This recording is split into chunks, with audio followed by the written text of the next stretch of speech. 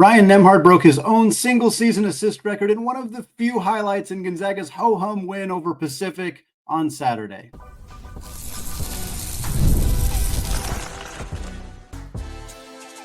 You are Locked On Zags, your daily podcast on the Gonzaga Bulldogs. Part of the Locked On Podcast Network, your team every day.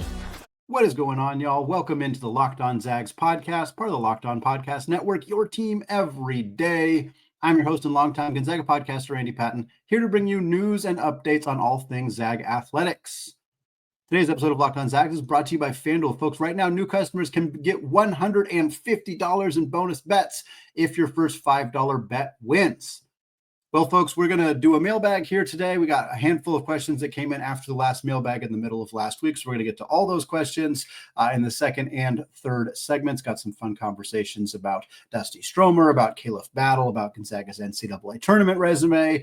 But we're also going to talk about this win Gonzaga got over Pacific on Saturday. Their only matchup against the Tigers this season is the schedule lays out. There's two teams that you don't play twice. For Gonzaga, they only played Pacific on the road, and they're only playing San Diego at home. The Zags win this game 78-61 is the final 17-point win. The margin not entirely indicative of what happened. Gonzaga got out to a fast start very early on. I shouldn't say a fast start. They were up 7-2 at the first media timeout, which looked like a good score. But really, it was Gonzaga just made a few more shots. Pacific's offense was horrendous the entire game. They are a not good offensive team. They did some decent stuff defensively, but a lot of that was just Gonzaga continuing to struggle to find their offensive identity early in this game.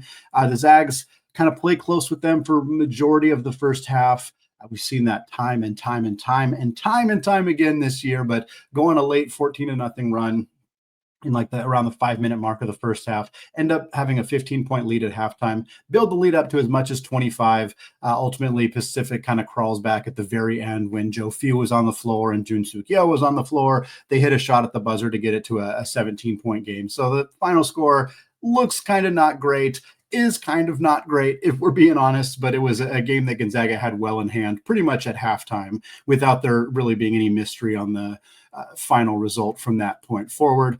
The big highlight in this game was Ryan Nembhard breaking his record for single-season assists. We've been kind of tracking that up to this point, knowing that it was likely going to happen in this game. He needed to get 6 assists to break the single-season assist record of 243, which he set last year, breaking Josh Perkins' record. Nembhard got it, and I'm very happy that it happened on like a fun play, not just like a dump the ball to Graham Ike. He goes over his right shoulder and scores, which is how he's gotten like a huge chunk of his 246 now assists on the season. But he got this one after a half-court trap resulted in a steal from Emmanuel Innocenti. Innocenti got the ball to Nembhard. Nembhard lobbed it up to Khalif Battle for an alley-oop dunk. We've seen a handful of Khalif Battle alley-oop dunks, but for that to be the record-breaking assist, just fun. Doesn't really matter, but was fun that we were going to get the highlight of Ryan Nembhard's record-breaking assist, just like we got the highlight of Yvonne Ejim's record-breaking points. And Yvonne scored on a mid-range jumper. It was a nice shot, but it wasn't particularly exciting. Whereas at least in this case, when we see highlights of Nembhard breaking the record, it'll be an alley-oop dunk by Khalif Battle. That just makes it a little bit more fun. For Nembhard now, 246 assists on the season, 39 shy of breaking the WCC record, which was set by Emmett Nahr from St. Mary's back in 2018-19.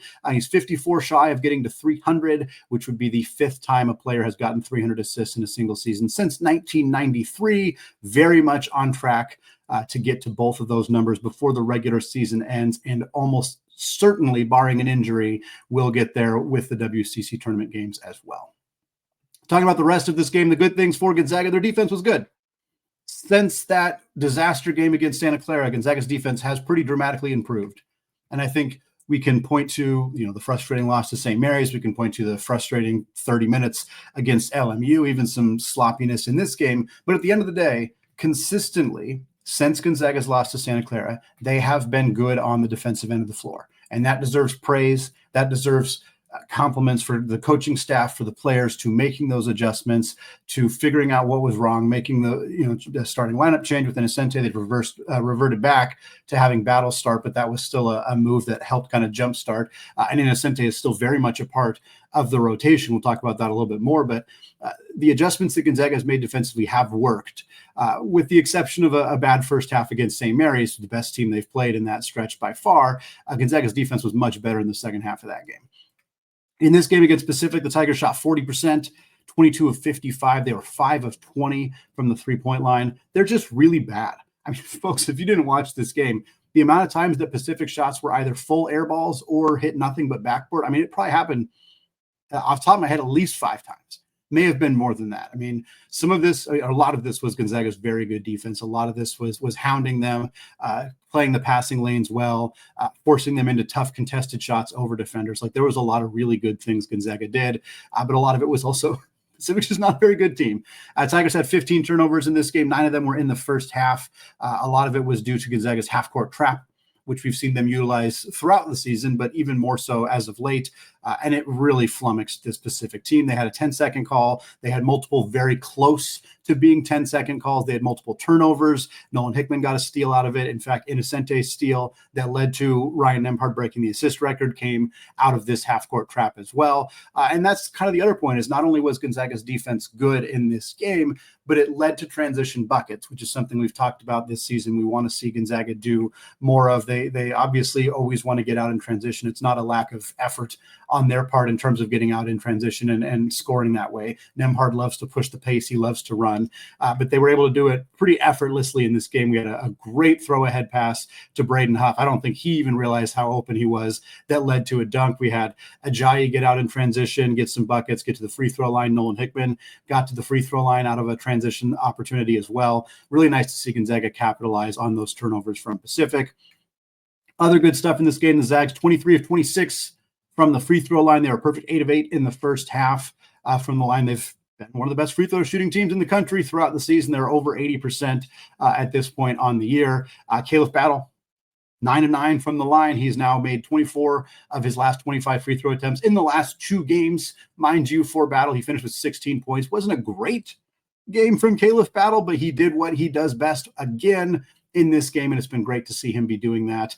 Michael Ajayi was 4 of 5 from the line. Nolan Hickman, 4 of 4, folks. He was 4 of 4 on the season coming into this game, and he went 4 of 4 in this game. Just a weird fact about Nolan Hickman. He's been really relying on the three-point shot, not getting into the paint very much, so it's kind of funny to see that stats jumped out. Braden Huff, 3 of 4 from the line as well, and in fact, he's the next point here. Braden Huff was great in this game. 17 points for him, 2 assists, only had 1 rebound. Him and Ike each only had 1 rebound, which is kind of an oddity. Now, Michael Ajayi was great in this game as well, and he had 9 rebounds. But for Huff, 17 points, 7 of 10 from the field, 3 of 4 from the line, 9 points in the first half on 4 of 5 shooting. Michael Ajayi, 10 points, 9 rebounds, near double-double off the bench in 26 minutes, 3 of 6 from the field, 4 of 5 from the line. He was 7 and 7 in the first half. And Graham Ike was really good in this game for 5 minutes. And it's not even really a knock. He didn't play great in the first half. He only had 2 points. And then in the first 5 minutes of the second half, at the media timeout in the second half, Graham Ike had scored 11 points.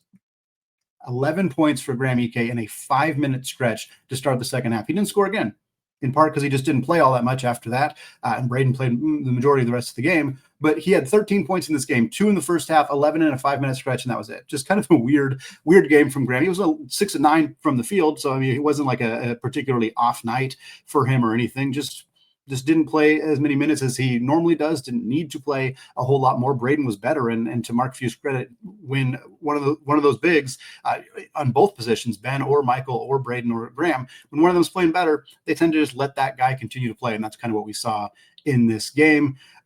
Then the other good thing, Joe Few had an and 1 bucket. How fun is that? Joe Few comes into the game late, draws a foul from Lamar Washington, scores the bucket, hits the free throw. It is his second made field goal of the season, his first made free throw of the season, and 1 bucket from Joe Few against Lamar Washington. Scored 40 points against Washington State earlier this year. Lamar Washington is the best or second best player on this team. Just a fun thing that happened late in this game for Joe Few. He took another shot after that that was not as successful as kind of a bit of a circus shot. I think he got in the lane and realized he didn't have as much of an opening as he thought he did, but still fun to see him get on the board with some points there. The not so good stuff, Gonzaga is still so insistent on shooting way too many three-pointers. I know we talked about it before the game. Pacific, horrendous three-point defense. Opposing teams shoot 37.5% against them on average this year. So I understand why perhaps part of the game plan was, hey, let's try to get right from beyond the arc. But they were so insistent on doing it. Khalif Battle took 3 threes in the first 3 minutes of this game. He took 4 threes in the first 6 minutes. He was 1 of 6 from 3 in this contest. Just no reason for him to be settling for so many threes. It took till the second half when he finally started getting downhill, getting to the bucket, that he started having a better game. He's so reliant on just settling for outside shots when he doesn't need to. The Zags as a team were 5 of 22. Again, Pacific allowing teams to shoot 37.5% from 3. The Zags were 5 of 22 in this game. They were 20 of 36 on 2-pointers. That is excellent, because Pacific's a bad defensive team. So they were able to score effortlessly around the rim. Braden Huff did it. Michael Ajayi did it. Graham Ike did it. They were easily able to score. They scored in transition, like we said, yet they're still taking 22 threes in the game where they just did not need to do that. Ike was 0 of 2. Why? 6 of 7 on 2s, 0 of 2 from 3. Neither of the threes that he took were remotely necessary. Battle 1 of 6. Innocenti 0 of 4. I have heaped a ton of praise on Emmanuel Innocenti this season for what he does defensively. He's not a great offensive player. There was no need for him to take 4 threes in this game. I'm assuming he got a talking to about that because it just was not necessary in this contest. The other bad thing that's been an issue for about a month and a half now, honestly, at least a month, Dusty Stromer just looked lost. And we'll give him the benefit of the doubt because he was sick and did not play in Gonzaga's game on Thursday against LMU. He only played 9 minutes in this game, so I suspect he is still coming off of that illness, but he also only played 7 minutes against St. Mary's. He has not scored in either of those 2 games. We'll talk about him more with a mailbag question coming up, but he's kind of out of the rotation right now. Innocenti's coming off the bench, but he is playing significantly more than Stromer. And again, the illness likely plays a factor here, but this is a game where he didn't look good in this game. He's shooting 25% from 3 since January 4th. Over a month of action where he has been a bad three-point shooter, considering that's the biggest strength he brings offensively. It has really limited him, especially with Innocenti kind of being a good defense, no offensive player. If they're going to be the same, and Innocenti is a better defensive player, you can kind of see why that change has happened. Again, we'll talk more about that in the second segment. In fact, that's what we want to get into now. What's up with Dusty Stromer? We'll talk about that. We'll talk about Khalif Battle. Has he turned a corner? And why does Bubble Watch love the Zags so much? That and more, all coming up in just a second. But first, folks, when the game tips off, the NBA action is just getting started, and there's no better place to get in on it than FanDuel, America's #1 sportsbook. With FanDuel, you can place live bets throughout the game, so even if you miss the opening tip-off or want to bet on a fourth quarter comeback, you can stay in the action. And if you're looking for a bigger payout, you can even combine live bets into a same-game parlay. It's great because when you win, you get paid instantly. Right now, the Wooden Award odds, there's 2 players convincingly ahead of the pack. Cooper Flagg at Duke is leading at -550. Janai Broome of Auburn +350. Auburn's got a tougher schedule going forward. If Broome keeps playing well, he might be able to crack into that conversation. Worth taking a look at. Right now, folks, new customers can get $150 in bonus bets if your first $5 bet wins. Just visit FanDuel.com to join today. That's FanDuel.com for your shot at $150 in bonus bets. Make every moment more with FanDuel, the official sports betting partner of the NBA. All right, folks, segment 2, still Andy Patton, still Locked On Zags podcast. We're moving away from our recap of Gonzaga's win over Pacific. We didn't do a 5 keys for the Pacific game, so we're not going to get to that here in the second segment, but that's works out great because we had a bunch of mailbag questions asked over the last couple of days that we're going to get to here in these final 2 segments to close out the show. This first one comes from Nansert on Discord, who says, so many of us diehard fans are struggling to make sense of the season. Could it be that we have too many quality players this year? Could it be that playing too many different combinations keeps the team from gelling on the court? Honestly, the biggest culprit for this team is they're just not very good defensively. It was kind of the biggest known issue coming into the season. This is a team that had 7 of their 8 players from last year returning, with 2 players coming in. So gelling, it has been an issue, and it's been a surprising issue in the sense that why has this team that played together all of last year, Sans, Battle, and Ajayi, and Innocenti now, obviously, as he's cracked into the rotation, but why has this team that had so many guys playing together last year struggled with some of that? But ultimately, I think the biggest challenges for this year are the fact that this is a team that does not have good defensive players on the roster and does not play a system that really caters to the what skills these players do have defensively or what skills they're lacking defensively. I've likened this team a little bit to the Portland Trailblazers in the Damian Lillard, CJ McCollum era. That is a reference that not everybody will jive with. I understand that. But if you were following the NBA, if you were either a Blazers fan or you're just following this era, Dame and CJ, great offensive players. You had to play them on the floor 35, 38 minutes per game because they were great shooters, great scorers, just the two best players on your team, yet they were both undersized guards who are limited defensively. It's a little bit like Ryan Nembhard and Nolan Hickman. Hickman is not as impactful offensively as like a CJ McCollum was necessarily, but it was a similar problem that the Blazers had where teams would just gash them when they were on defense because they weren't big enough and they weren't capable enough to guard bigger guards in the NBA.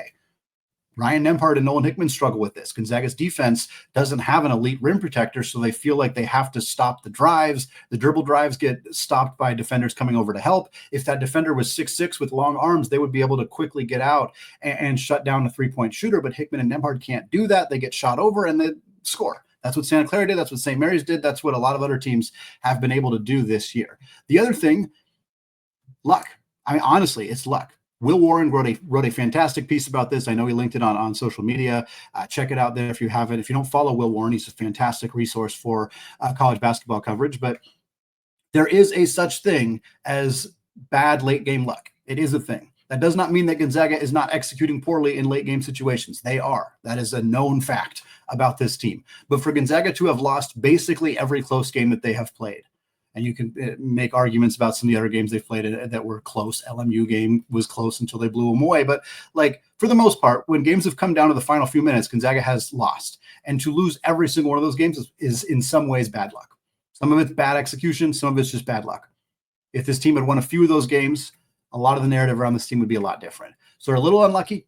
They're bad defensively. It is surprising that the gelling hasn't happened as well. I don't think it's an issue of having too many quality players. I don't think it's an issue of Mark Few messing with lineups too much. I think he's needed to do that, and I think he has more or less appropriately done so, not without some faults in that area, but I don't think that's been a huge problem as much as just settling for shots they don't need to be taking, struggling on the defensive end of the floor. Their offense is great. I mean, the offense is like a top 5 offense in the country. I think that's a big part of this conversation too, is that this is not a bad offensive team. They just have occasional lulls offensively, but because their defense is not consistently good enough, those occasional lulls cost you a game. That's why they lost to UConn. That's why they lost to UCLA. That's why they lost to Kentucky, although that was a longer lull offensively. But this is a good offensive team that's bad defensively and has a little bit of a gelling issue and a little bit of bad luck, and that's what's resulted in a 7-loss season.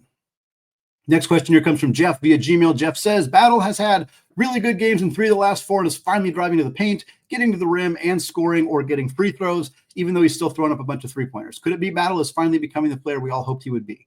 Battle is who he is, man. I don't think this is any different, really. I mean, he's 24 of 25 from the free throw line in the last 2 games. That's fantastic. That's who we've wanted him to be. But he did that at times earlier in the year, and then he would regress and shoot a bunch of threes and not get to the line and commit a bunch of fouls and have to sit on the bench. I hope that doesn't continue to happen, but would it shock me if Khalif Battle puts up 5 points against San Francisco and spends the second half on the bench in foul trouble? No, because that's the player that he was at Temple. That's the player that he was at Arkansas. That's the player he's been at Gonzaga. 7 of 24 from the field in his last 2 games. We're talking about Khalif Battle playing really good, and I'm going to be Captain Pedantic here in answering that question. I don't think that Khalif Battle has been, quote, really good in the last 2 games. I really don't. He has made 24 free throws in the last 2 games, which is phenomenal. He is 7 of 24 from the field. He is 2 of 13 from 3. Neither of those are very good. He has limited turnovers. He has not gotten himself in as much foul trouble. That has been great. But this is just the player that he is. He's a career average 3-point shooter who just shoots the absolute crap out of the basketball. Every time he gets it, he looks to shoot. And he is still somewhat inconsistent. It's nice to see him come around the last few games, but I would need to see more from him than just a few games of getting to the free throw line against pedestrian teams to really make me feel confident in the turnaround. Next question comes from Spicy Lord Wade on Discord, who says, what does the rise of Innocenti mean for Stromer? Yeah, we've seen it. It's been pretty clear. I mentioned it already, so I won't say too much on it, but for Stromer, he missed the LMU game with illness, and that is absolutely something that factored into likely his performance against Pacific, maybe St. Mary's, although I suspect probably not there. But here's the deal. He played 9 minutes against Pacific. He did not score. He played 7 minutes against St. Mary's, did not score. In those 2 games, he's got 3 fouls, 0 of 3 from the field, 0 of 1 from 3, 2 boards, a block, and a steal. The main issue with Dusty, even against Oregon State, he played 17 minutes against Oregon State. He was 1 of 2 with 3 fouls and a turnover. He did have 2 assists, but Dusty Stromer's the 9th man in the rotation. Since Emmanuel Innocenti stepped in the starting lineup, and even now with him coming off the bench, Dusty Stromer's the 9th man in the rotation. People have been saying, oh, like Mark Few he's expanded the rotation. He's gone from 8 to 9. He hasn't really. To be honest, he hasn't really. Innocenti entered the rotation. Stromer kind of exited it. That's more or less what happened. And again, the 17 minutes against Oregon State, that was also a blowout game. So there was, Yo played and other guys played in that game. I think Dusty Stromer's pretty much out of the rotation at this point, playing minutes slightly more than Innocenti played when he was out of the rotation. But that's kind of what the dealio is. And a big part of it for Stromer, there's 2 things. One, 25% from 3 in the last month and a half. That is a huge problem as a player who doesn't have a lot else offensively going for him. And number 2 is he is really, really foul prone. He commits a ton of off the ball fouls. He gets called for these every single game. It is one of Mark Few's biggest pet peeves. It's a singular reason that Hunter Salas didn't play as much as people wanted him to play when he was at Gonzaga, is because Hunter Salas was too hand checky, committed too many fouls, and it drives Mark Few insane. Dusty Stromer has not, I would argue he's regressed in terms of his defense, in terms of avoiding fouls defensively from where he was as a freshman. At the very least, he has not improved in that area. And I think that is a big part of the reason that Mark Few has played him less, plus the fact that Innocenti is a better on-ball defensive player, a better screen navigator. And if neither of them are giving you much offensively, you're going to play the better defensive player. I'm not giving up hope on Dusty. That would be insane. But he's in a slump right now. He's being outplayed by somebody who has a similar skill set to him, and Mark Few made the adjustment. That's what happened. Final question of the segment here comes from ELT Jim on Discord, who says, given your Monday podcast regarding the Zags' various paths to the NCAA tournament, I was shocked to see in ESPN's first Bubble Watch that they were categorized as a lock to make the big dance. Bubble Watch never calls a team a lock unless, regardless of what they do the remainder of the season, it's going to be going to the tournament. St. Mary's was in the should be in category with an 80% rating. Thoughts on this? ESPN's Bubble Watch is trash. I almost don't want to say any more than that. That's what it is. It's trash. The rest of this article, as somebody who follows all of college basketball, the rest of this article was atrocious. The amount of things that they got blatantly wrong was, horrifying. Texas having a higher chance of making the NCAA tournament than Missouri and Mississippi State out of the SEC is appalling. It is not even close to accurate. North Carolina having a better chance of making the tournament out of the ACC than Louisville is criminal to put that in there. These things are blatantly false. Even people who paying a little bit of attention to college basketball would know that those things are not true. So I don't put any stock into it. Eamon Brennan used to write Bubble Watch at ESPN. Those of you who followed it, who are like, what do you mean? This has always been a great resource. It's when Eamon wrote it. He's not writing it anymore at ESPN. He's writing it on his own blog on Substack. Check it out. A lot better there. ESPN's Bubble Watch, not good right now. Not worth thinking about at all beyond just a cursory glance or reminding yourself when you see it, oh yeah, I should go see what Eamon has to say on his blog. Well, folks, what adjustments do we expect for Gonzaga closing out the season? Plus, could a formal rival become a Zag? We got more on that to close out the show coming up in just a second.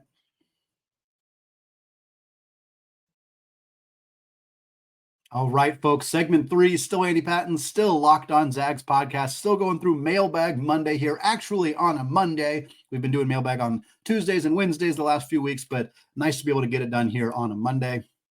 Next question here comes from Jeff. Via Gmail, Jeff says, I know the game against LMU officially does not count as a close game since Gonzaga won by 20. Yet with 10 minutes left, LMU had the lead, and with 6.5 left, it was a 5-point game. That forced Gonzaga to execute late game situations, which they did extremely well. How much do you think the late game performance versus LMU could help Gonzaga in February and March when they're sure to play close games? Yeah, it doesn't hurt, but LMU's not very good. Gonzaga doesn't struggle to win close games against bad teams. They don't. They haven't struggled against that this year. They don't struggle against that historically. They really don't struggle in close games against bad teams. Sometimes they play close games against bad teams, but they almost never lose them. I don't think that this helps much outside of it being a confidence boost. If they dig a hole like they did against LMU, against San Francisco, against St. Mary's, they're going to have a much harder time digging themselves out of that hole. So no, I don't think that this game practically helps other than maybe giving them a little bit of confidence, hopefully at least for Khalif Battle, who had a great finish to that game, and Braden Huff as well. But I wouldn't read too much into it just because the quality of opponent is not the quality of opponent that Gonzaga typically struggles with anyway. Next question comes from ELT Jim on Discord, who says, given that Aiden Mahaney's transfer from St. Mary's to UConn has been close to a dumpster fire, do you think Gonzaga would pursue him were he to re-enter the portal after the season? Given his style of play, he seems to be a good fit for the Zags, or would his association with St. Mary's have too many negative connotations?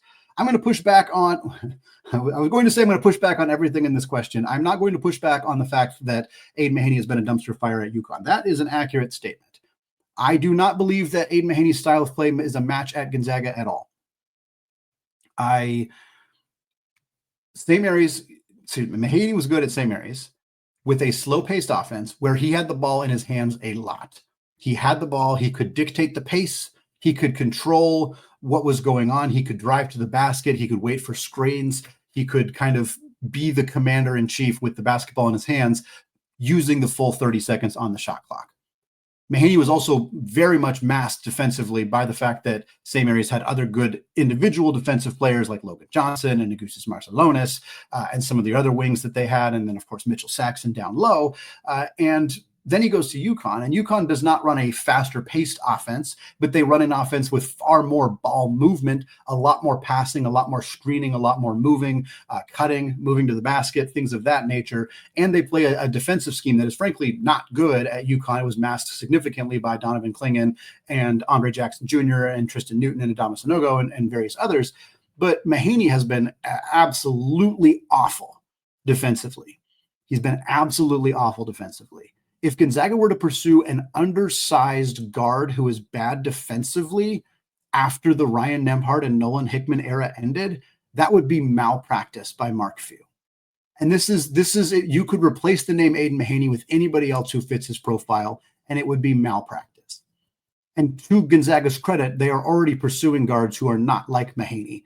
Braden Smith, their guard who's redshirting this year, is a bigger guard who is better defensively. Obviously, they expect Stromer and Innocenti to be back. Jalen Warley, who they landed in the transfer portal, is a 6'7" wing. They are pursuing length and defensive chops in the transfer portal on this roster for next year. Aiden Mahaney is neither of those things. He would be a worse shooting version of Nolan Hickman. That's kind of who he is now, a worse three-point shooting version of Nolan Hickman. Nolan Hickman's best skill that he brings to Gonzaga pretty considerably is his three-point shooting. A player who's like that but not as good, not at all worth pursuing. Outside of the fact that, the fan base would take a while to adjust to him. And the most important fact, I don't think there's a snowball's chance in hell that Aiden Mahaney would consider coming to Gonzaga. So I don't think it's worth pursuing in any capacity, whether he is in the portal. Thousands of other guards are going to be portal. They can find ones that are a better fit for this program. Next question comes from Jeff via Gmail. Jeff says, Gonzaga has proven extremely effective and maximizing adjustments the second time they face a team, such as their second game against Oregon State. What kind of adjustments do you think we will see when Gonzaga plays their second game against Wazoo, St. Mary's, and Santa Clara over the next couple of weeks? I'm not a coach, so I don't know the specific adjustments that they will make, but the staff will pore over the film, as they always do. They will look for the things that they want to see them do differently in each of those individual games. I think it is different in all three of those games. And again, I think it's, without watching the tape myself, I don't know the exact specifics. A few things I would speculate. They'll probably run more press and zone against St. Mary's, since that worked way, way better in the second half. Of course, Randy Bennett's going to anticipate that as well. So then you'll have a chess match in game of whatever Bennett's got prepped against Gonzaga's zone, what adjustments Gonzaga needs to make from there, things of that nature. For Santa Clara, maybe it's a move to a zone. Maybe it's sacrificing penetration, letting Santa Clara's guards get closer to the rim instead of pinching in on those defenders and letting them get open shots from three. I suspect they're not projecting Tyree Bryan to score 35 again, but they cannot let open shooters move around the perimeter and get good looks like they were. So they'll make adjustments to prevent that in some capacity.